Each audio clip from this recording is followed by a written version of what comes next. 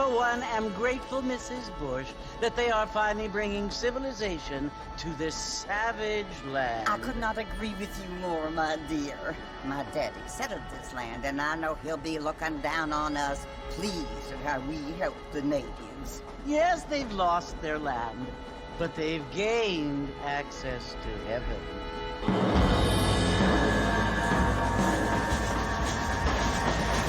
But, Father, do you mean unless an innocent receives communion, they're destined to go to hell? That hardly seems fair. What I mean to say, Jenny, is that there is a great deal of difference between an innocent and a savage. I never thought of it that way. Yes, they lived like animals, but they're happier now.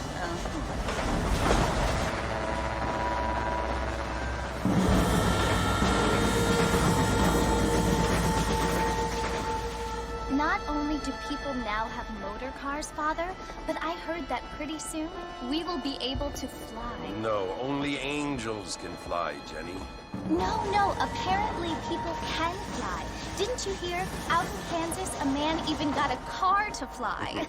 I hardly think so, Jenny.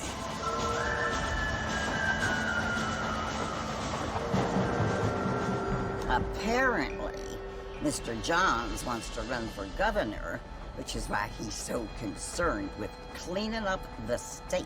Nate Johns. Yes. His family is nothing but hillbilly trash that came here after the war. I don't want to be judgmental, but this state should not be ruled by such a disgusting family. A family without class. Apparently. The Johns family have made a lot of money, and he has a lot of friends in politics. Mrs. Bush, money isn't everything. There are many things that money cannot buy. It seems that money can buy voters, though.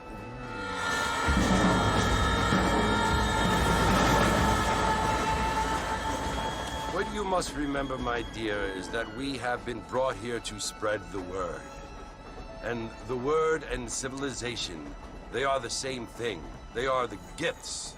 It is the opportunity we have, the chance to live among people who are decent and who do not kill each other.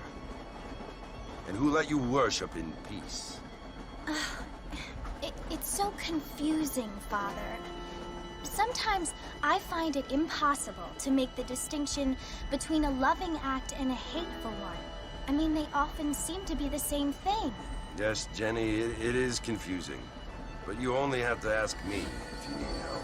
Indeed. Well, here we are, Mrs. Bush. Armadillo.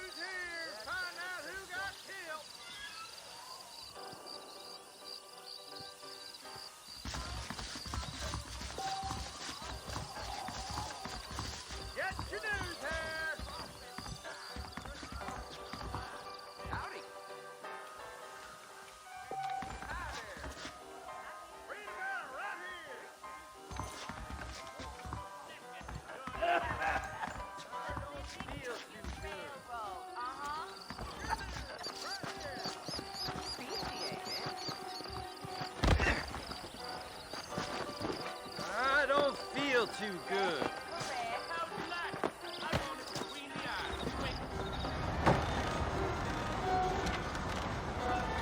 Martha! Mr. Martha, over here!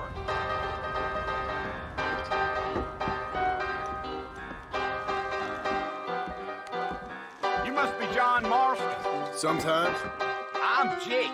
Your friends from Blackwater hired me to guide you. They ain't my friends. But pleased to meet you, Jake.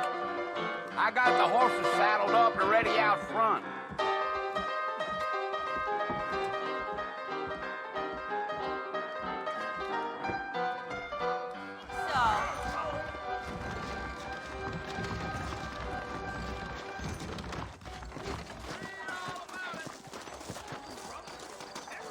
Good to see you. You ain't gonna find sturdier horses than these in all of New Orleans.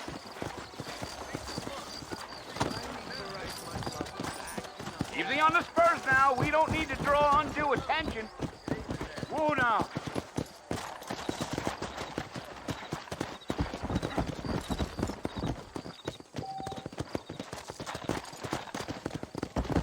Whoa there.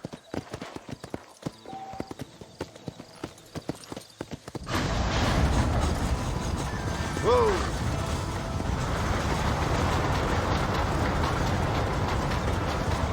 So it's Fort Mercy you want to visit?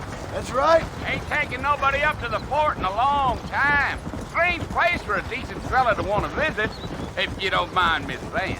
Who said I was a decent fella? It's been abandoned for years now. Folks say it was built during the Mexican War. What kinds of soldiers around back then? Why'd they leave? Well, I ain't entirely sure. I heard they had to go up north to fight Indians, or maybe they got tired of being soldiers and went looking for gold. You know how things is. So what are you doing up at the fort? I'm looking for an old friend. Well, like I says, you ain't gonna find many folk around those parts these days. Those you do find are about as sociable as an old serrated back tooth. I mean, I ain't one to judge a man by the company he keeps, but... Well, he ain't been friends for a long time.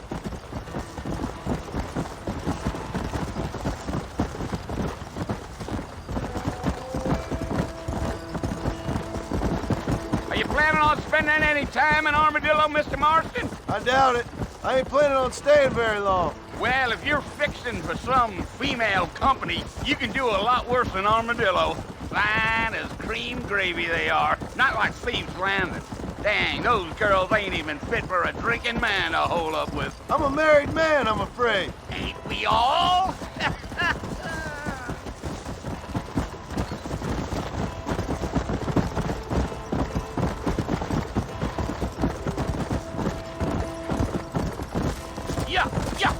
Yeah. So it was the marshal who hired me.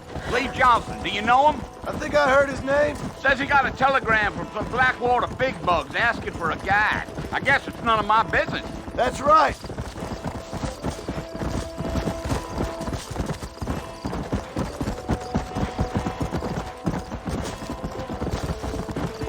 You ain't very talkative, are you? Nope. I'm just chewing the dog, mister. It's how I am.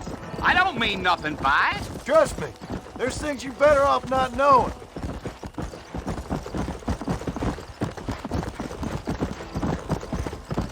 I'll tell you, Mr. Marston, those coyotes eat better than I do. You city boys sure have a temper on you.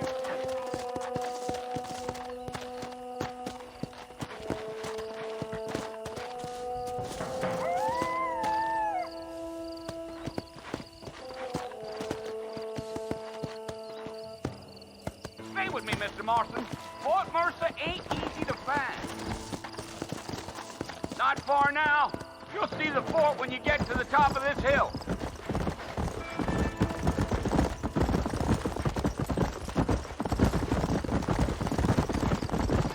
Whoa! Listen, mister. This here's what's left of Fort Mercer. Some gang rode in and took the place over. So I understand. This is where we part ways, friend. You have yourself a good time.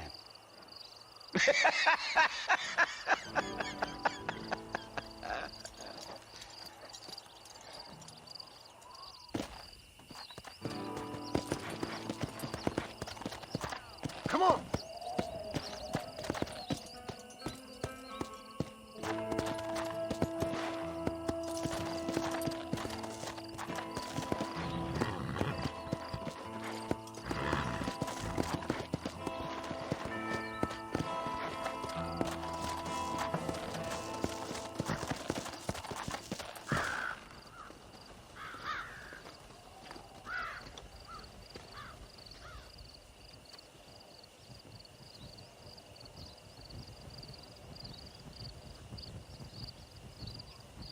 Bill!